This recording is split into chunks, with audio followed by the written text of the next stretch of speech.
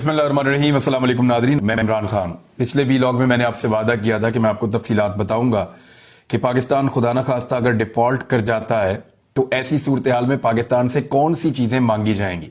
इस पे बहुत सारी आलमी और लोकल रिपोर्ट्स छप चुकी हैं, बहुत सारे लोगों ने तफसीलात जारी की हैं, बहुत सारे लोगों ने इन खदशात का इजहार किया है और पूरी दुनिया को ये प्रॉब्लम हमेशा रहता है पाकिस्तान से। ये 7-8 चीजें हैं जो पाकिस्तान से मनवाई जाएंगी डिफॉल्ट की सूरत में। ये मैं आपको पहले कुछ एक और स्टोरी है वो मैं आपको बता दूं, उसके बाद फिर इसकी तरफ चलते हैं। जर्नलिस्ट हैं बशारत राजा साहब। ये वही सहाफी हैं जिन्होंने बड़ा मुश्किल सवाल मरियम औरंगजेब से पूछा था और मरियम औरंगजेब ने इनको जवाब नहीं दिया था।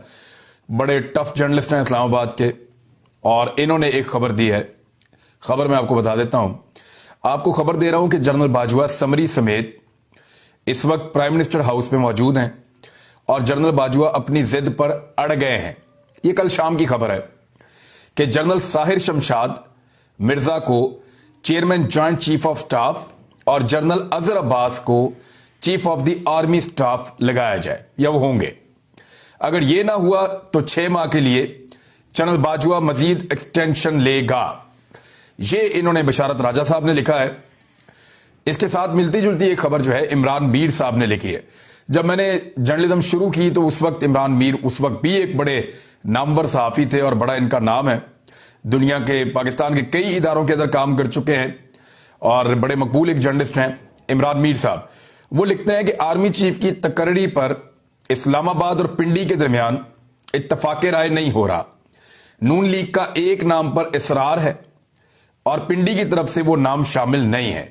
पे दर पे मुलाकातों का सिलसिला जारी। मुलाकातें तो चल रही हैं लेकिन एक नाम है जिसको शामिल करना चाहते हैं नून लीग वाले और वो नाम गालिबन शामिल नहीं किया जा रहा। ये इमरान मीर साहब क्लेम कर रहे हैं। जब हम सोर्सेज से बात करते हैं तो बात वहीं पे आकर रुकती है कि एक जो लेफ्टिनेंट जनरल है वो रिटायर हो रहे हैं 27 नवंबर को और शायद नवाज शरीफ साहब उनके बारे में बड़े पुरुमीद हैं। मरियम नवाज साहब उनका नाम भी ले चुकी हैं और शायद उनको आर्मी चीफ बनाने की एक ख्वाहिश है नवाज शरीफ के दिमाग में। और ये अब टेक्निकली एक मुश्किल चीज है क्योंकि मुझे याद है अच्छी तरह मैंने जब आज से 1 साल पहले ये स्टोरी की थी और ये कहा था कि अगले आर्मी चीफ जो है वो कौन कौन हो सकते हैं, तो उस लिस्ट में मैंने टॉप पे नाम जनरल आसिम मुनीर साहब का रखा था। लेकिन जब मैंने आसिम मुनीर साहब का नाम टॉप पे रखा तो उस पे मुझे काफी एतराज का सामना करना पड़ा सीनियर ऑफिसर्स की जानिब से। और उस वक्त जो फौज की जो हमारे साथ लोग जुड़े हुए हैं जीएचक्यू की जानिब से जो लोग राब्ता करते हैं उन्हें यह लगता था कि यह ज्यादती हो रही है और ये वक्त से पहले क्योंकि रिटायर हो रहे हैं तो ये आर्मी चीफ नहीं बन सकते, सीनियरिटी लिस्ट में इनका नाम शामिल नहीं है। अब गालिबन जो बात इमरान मीर साहब कह रहे हैं वो शायद यही है कि जो सीनियर ऑफिसर्स की एक लिस्ट दी जा रही है शायद उसमें यह नाम शामिल ना हो और उसकी वजह से क्योंकि नवाज शरीफ साहब चाहते हैं कि यह नाम शामिल रहे तो नून लीग का एक नाम पर असरार, पिंडी की तरफ से वो नाम शामिल नहीं है। ये इमरान मीर साहब ने लिखा है। तो आपका इशारा जो है वो इसी तरफ जाता है कि जनरल आसिम मुनीर का नाम शायद सीनियरिटी की लिस्ट में शामिल नहीं है और नून लीग वो नाम डलवाना चाहती है। जबकि अगर आप राजा बशारत साहब का ट्वीट देखें तो वो ये कह रहे हैं कि जो सेकंड या फौज की लिस्ट के मुताबिक या 1 साल पहले वाली जो लिस्ट थी उसके मुताबिक जब मेरी बात हो रही थी साहिर शमशाद मिर्जा जो है वो सबसे सीनियर ऑफिसर हैं।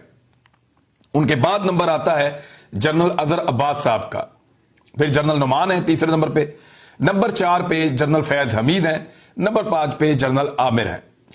तो इस तरह फिर general Azhar Abbas second most senior हैं, उनको आर्मी चीफ, और जो सबसे सीनियर हैं उनको ज्वाइंट चीफ ऑफ स्टाफ लगाने का जनरल बाजवा कह रहे हैं बकौल बशारत राजा साहब के।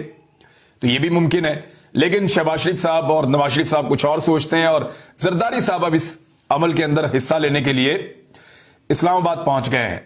मामला यह है कि इस मामले पे बहुत पॉलिटिक्स हो गई है पाकिस्तान में बदकिस्मती से, लेकिन कुछ भी हो एक्सटेंशन वाला जो मामला है वो कभी भी पाकिस्तान को रास नहीं आया। ये खेल जिसने खेला है उसको इस खेल में शिकस्त हुई है। एक्सटेंशन वाली गलती सबने करके देख ली है, ये गलती बार बार नहीं दोहरानी चाहिए।